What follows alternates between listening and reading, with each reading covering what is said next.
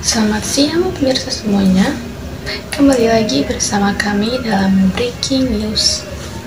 Kali ini bersama saya, presenter Arti Dewanda, kami akan membawakan berita dengan judul Pencegahan dan Pengendalian Pencemaran Tanah oleh Ekstretam Sarana Air Bersih dan Tempat Pembuangan Tinja. Kedua faktor ini akan berinteraksi bersama dengan perilaku manusia. Faktor lingkungan yang tidak sehat karena tercampur kuman diare berakumulasi dengan perilaku manusia yang tidak sehat akan menimbulkan penyakit diare. Persediaan air bersih yang terbatas akan memudahkan timbulnya penyakit di masyarakat. Volume rata-rata kebutuhan air setiap individu per hari berkisar antara 150 sampai 200 liter atau 35 sampai 40 galon. Kebutuhan ini bervariasi dan bergantung pada keadaan iklim, standar kehidupan, dan kebiasaan masyarakat. Kemudahan akses air bersih dan sanitasi merupakan hak asasi manusia sebagai dasar dalam memperoleh kesehatan tubuh. Lebih dari 3,5 juta orang di dunia meninggal setiap tahunnya akibat penyakit tular air dan kontaminasi tinja di lingkungan seperti diare. Pembuangan tinja secara tidak baik dan sembarangan akan mengakibatkan kontaminasi pada air, tanah, atau menjadi sumber infeksi yang akan membahayakan kesehatan manusia, dan penyakit tergolong waterborne disease akan berjangkit.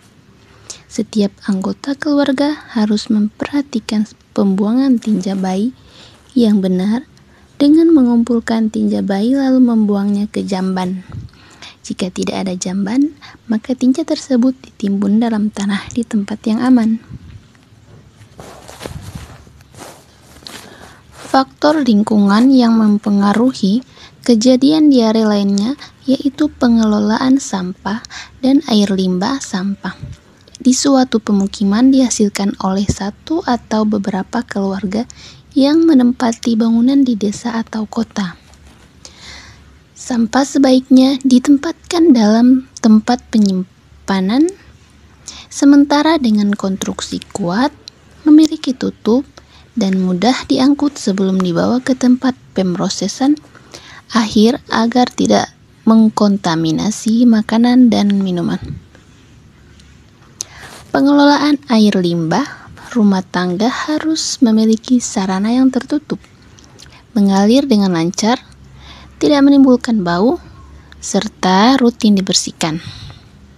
Dengan terpenuhinya syarat tersebut dapat mencegah pencemaran rumah tangga, melindungi hewan dan tanaman yang hidup di dalam air, menghindari pencemaran tanah dan air permukaan, dan menghilangkan tempat perkembangbiakan vektor penyakit.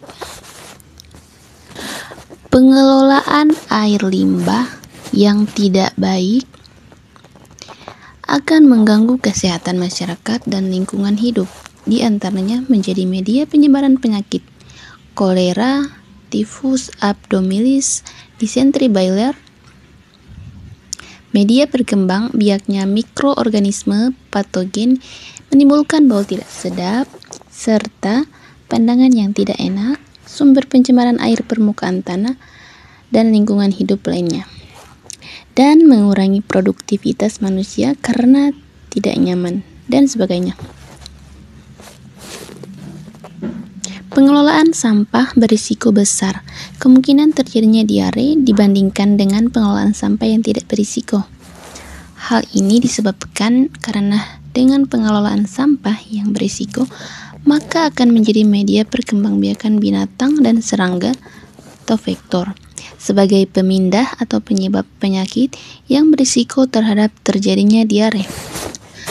Sampah erat kaitannya dengan kesehatan masyarakat karena melalui sampah akan hidup mikroorganisme penyebab penyakit dan juga serangga sebagai pemindah atau penyebab penyakit. Berdasarkan hasil tersebut, dapat disimpulkan bahwa tempat sampah dan pengelolaannya harus memenuhi syarat kesehatan agar tidak menjadi tempat bersarang atau berkembang biaknya serangga sebagai penular penyakit atau vektor.